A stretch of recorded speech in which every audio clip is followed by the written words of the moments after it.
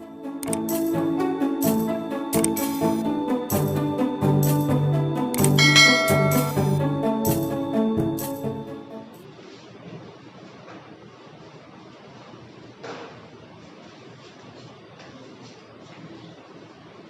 છો વિદ્યાર્થી મિત્રો? હું નિલેશ ચૌહાણ ઓનલાઈન એજ્યુકેશન માં આપનું હાર્દિક સ્વાગત કરું છું. આજે આપણે ધોરણ 9 ની અંદર યુનિટ નંબર 9 સમાંતર બાજુ ચતુષ્કોણ અને ત્રિકોણનું ક્ષેત્રફળ તેના આધારે આપણે જે લાસ્ટ લેક્ચરમાં જે સૂત્ર જે 6 સમજ્યા હતા ઈ સૂત્રના આધારે તમને એક 9.2 ની અંદર પહેલો ક્વેશ્ચન આપેલો છે તે પણ તમારા 30% કોર્સમાં નથી.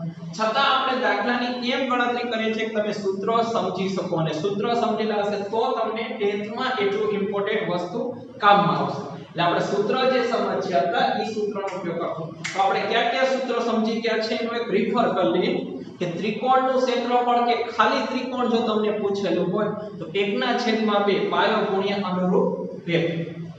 કાટકોણ ત્રિકોણ જો તમને પૂછે તો કાટકોણ ત્રિકોણનું સૂત્ર શું થશે? 1/2 પાયો ગુણ્યા વેગ.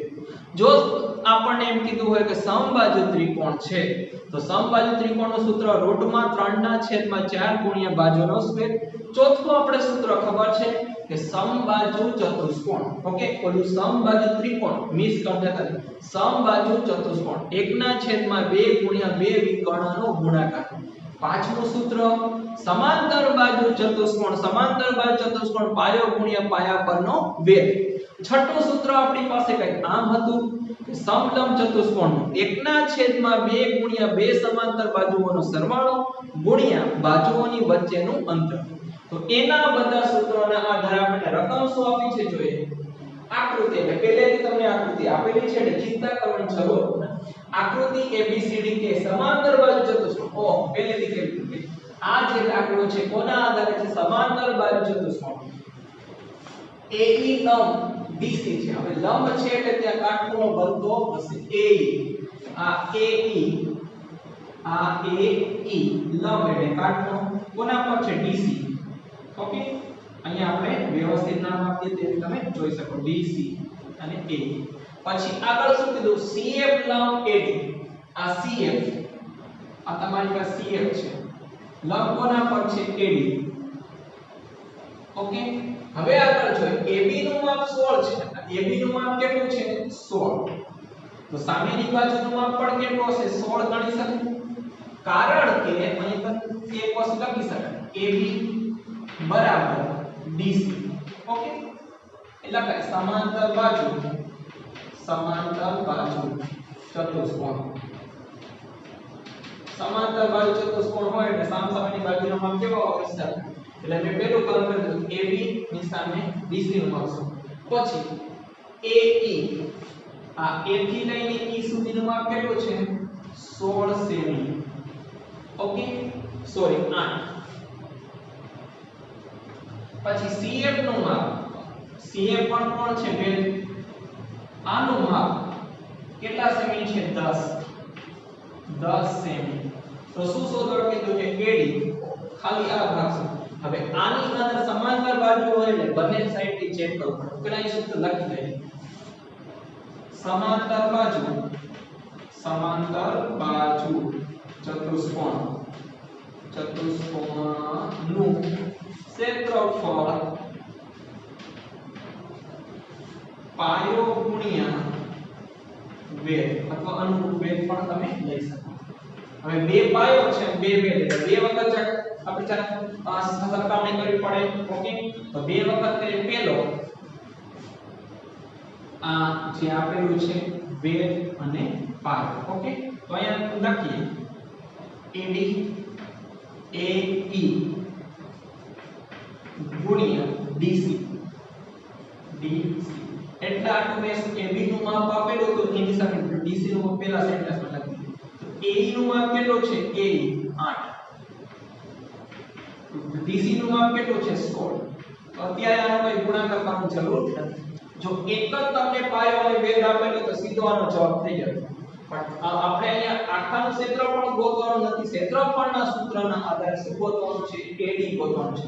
હવે AD ગોતવું છે તો આ AD છે એના પાયા પર તો તમે આ કામ કર્યું.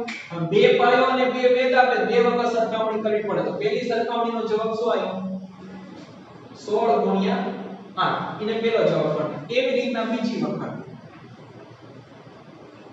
આ પાયો કયો છે પાયો AD ગુણ્યા પાયા પરનો વેગ CF હવે પાયાનો જવાબ આપણને ખબર નથી CF તમને આપેલું છે પહેલું 10 ઓકે હવે પરિણામ 1 અને 2 ની સરખામણી કરતા પરિણામ 1 અને 2 ની સરખામણી કરતા પરિણામ 1 કેટલું હતું આપણી પાસે 8 ગુણ્યા 16 પહેલાનો જવાબ હતો 8 ગુણ્યા 16 સરખામણી કરવી છે એટલે શું કરવું પડે મારે બરાબર કરવું પડે બીજું પરિણામ આ બીજી વખત પાયા અને વેધનો જે જવાબ આવે તે શું નામ આપી દો બે શું આવ્યું AD ગુણ્યા 10 તો 10 નો સંબંધ આપણે શું શોધવાનો છે AD તો 10 નો સંબંધ ગુણાકાર છે સામે જશે તો ભાગાકાર 8 ગુણ્યા 16 ના છેદમાં 10 બરાબર શું લખી શકો AD હવે તમારી પાસે જો આ વસ્તુનું સાદુરૂપ આપવું હોય તો તમે બે રીતના કરી શકો છો 16 ગુણ્યા 8 કરે તોય આવશે છેદ દૂર કરશો તોય આવશે ગુણાકાર કરવા સૌથી ઈઝી રહેશે 16 ગુણ્યા 8 કરશો કેટલો જવાબ મળશે 128 ના છેદમાં 10 બરાબર 80 આ તો તમે બીજી રીતના પણ કરી શકતા કે આવી રકમ હતી 8 ગુણ્યા 16 ના છેદમાં 10 હતા 10 ના ભાગ પડતા 2 5 10 કોઈ પણ એક રકમની હારે સાદું 8 2 16 છેદ દૂર કરી દેતા 88 64 ભાગ્યા 5 તો છેલ્લે શું કરવું પડતું ભાગાકાર એને કરતા અત્યારે જે વસ્તુ કરી છે સૌથી ઈઝી રહેશે 128 ના છેદમાં તમારી પાસે 10 છે તો આપણને ખબર છે કે એક રકમની પહેલા લખવું પડશે 12.8 બરાબર 80 હવે રકમ કેમ છે સેમીમાં તેથી લખી શકાય કે 80 બરાબર 12.8 સેમી કે 80 નું માપ કેટલું હશે તમારી પાસે 12.8 હવે 80 નું માપ ઈ જોતું 12.8 છે તો સામે પણ કેટલું હશે 12.8 મળશે તો આવા છે દાખલા જે છે તમને ધોરણ 10 ની અંદર યુનિટ નંબર 6 માં ખૂબ જ ઇમ્પોર્ટન્ટ વસ્તુ કામમાં લાગશે કે સમાંતર બાજુના ચતુષ્કોણની જે સરખામણી વાળા જે દાખલા ખૂબ જ કામના છે આગળની એક્સ્ટ્રા રકમ જોઈએ આપણે ચતુષ્કોણની ઉપર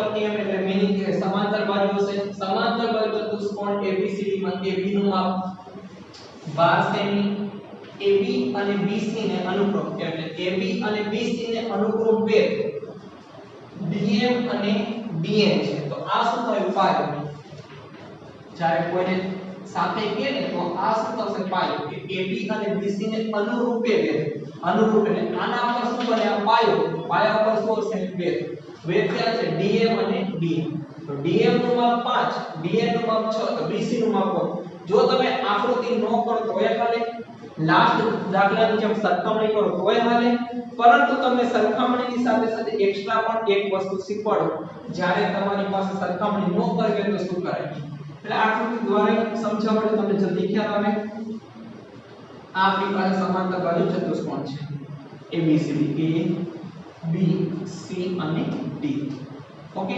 હવે તમને કહે છે AB પાયો છે આ કોણ છે પાયો છે AB પાયો અને BC પાયો છે આ બે પાયો છે એને અનુરૂપ વેગ તો પેલો વેગ શું બનાવો DM એનો પાયો શું હોવો જોઈએ AB તો DM બનાવવો હોય આમ બનાવી શકો DM આ પાયો AB પાયો અને AB પાયો વેગ કોણ આવ્યો D એવી રીતે બીજો પાયો કોણ છે BC અને વેગ કોણ છે DM તો આ D ઉપરથી મારે આમ બનાવવું પડે વેગ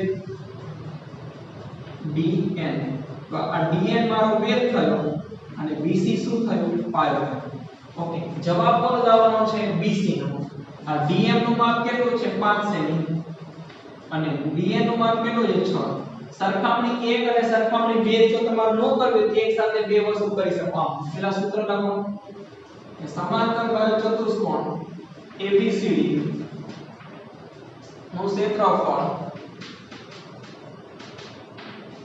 પાયો ગુણ્યા વેધ. ઓકે, હવે બે વસ્તુ છે, બે પાયા છે અને બે વેધ, તો મારે સરખામણી કરવી નથી. તો શું કરીશ, એક પાયો અને વેધ બરાબરની પેલા મૂકો. તો જો પાયો કોણ છે, AB, પાયો AB, પાયા પરનો વેધ કોણ છે, DM, DM. પછી બીજો પાયો અને વેધ ક્યાં મૂકો, બરાબરની પછી. તો પાયો કોણ છે બીજામાં, BC, પાયા પરનો વેધ કોણ છે, DM. તો તમે આગલા દાખલાની અંદર તમે જવાબ 1 લાયા હતા આ પહેલા સૂત્ર ઉપરથી, પછી જવાબ 2 લાયા હતા, છેલ્લે એક રકમ બરાબરની પહેલા અને એક રકમ બરાબરની પછી રાખી સરખામણી કરી. પરંતુ આ રીતના પણ તમે કરી શકો, દાખલો શોર્ટ થાય, વાંધો આવે નહીં. હવે જેના જે માપ છે લખી. તો આપણી પાસે AB નું માપ કેટલું આપ્યું તમને, 12, જે સામેની સાઈડ પણ 12 આવશે. ઓકે, પણ આપણે CD નું માપ નો કઈ ઉપયોગ થતો નથી, તો AB ની જગ્યા પર લખી દે 12. DM, DM નું માપ કેટલું આપ્યું, 5. BC નું માપ આપણને શોધવા કીધું છે, એટલે BC આમના. DN, DN નું માપ કેટલું આપ્યું, 6. હવે શું થયું, 12 ગુણ્યા 5 બરાબર BC ગુણ્યા 6. તો ગુણાકાર કરી અહીંયા કરવાની જરૂર નથી. તો શું કરીએ, આમના 12 ગુણ્યા 5 આમના રાખો, આ 6 છે ગુણાકારમાં છે એટલે સામે લઈ લો, એટલે છેદમાં વયા આવશે એટલે ભાગાકાર બરાબર BC. હવે છેદ દૂર કરી શકો, હા, 6 દુ 12. તો શું બાકી રહ્યું, 2 ગુણ્યા 5, 5 દુ 10. BC બરાબર કેટલા આવશે, 10 સેમી. તો તમારો જે દાખલો જવાબ 1 જવાબ 2 ની સરખામણી કરે દાખલો આટલામાં પણ તમે સોલ્વ કરી શકો છો. તો અહીંયા તમને સમાંતર બાહ્ય ચતુષ્કોણના સૂત્રથી પૂરેપૂરી તમને માહિતી મળી જશે. નેક્સ્ટ રકમ શું કહેવા માંગે છે, ત્રિકોણ ABC, એટલે ત્રિકોણ વાળી સંખ્યા. ત્રિકોણ ABC માં B ખૂણો કાટખૂણો છે. AB નું માપ કેટલું છે, 7. AC નું માપ કેટલું છે, 25. હોય તો ક્ષેત્રફળ શોધો. તો આ કાટકોણ ત્રિકોણનું ક્ષેત્રફળ શોધવું છે. તો સૌથી પહેલા આપણે આકૃતિ બનાવીએ. આ કાટકોણ ત્રિકોણની આકૃતિ, આ A, B અને C. હવે જે છે આપણે B ખૂણો કેવો છે, કાટખૂણો છે. એટલે આ જે ત્રિકોણ કેવો હશે, કાટકોણ ત્રિકોણ હશે. AB નું માપ કેટલું છે, 7. ઓકે, આ 7 સેમી. પછી AC નું માપ કેટલું છે, 25. હવે ક્ષેત્રફળ શોધવું છે. કાટકોણ ત્રિકોણનું ક્ષેત્રફળ શું આવે, સૂત્ર આમ લખીએ, કાટકોણ ત્રિકોણનું ક્ષેત્રફળ 1/2 પાયો ગુણ્યા વેધ.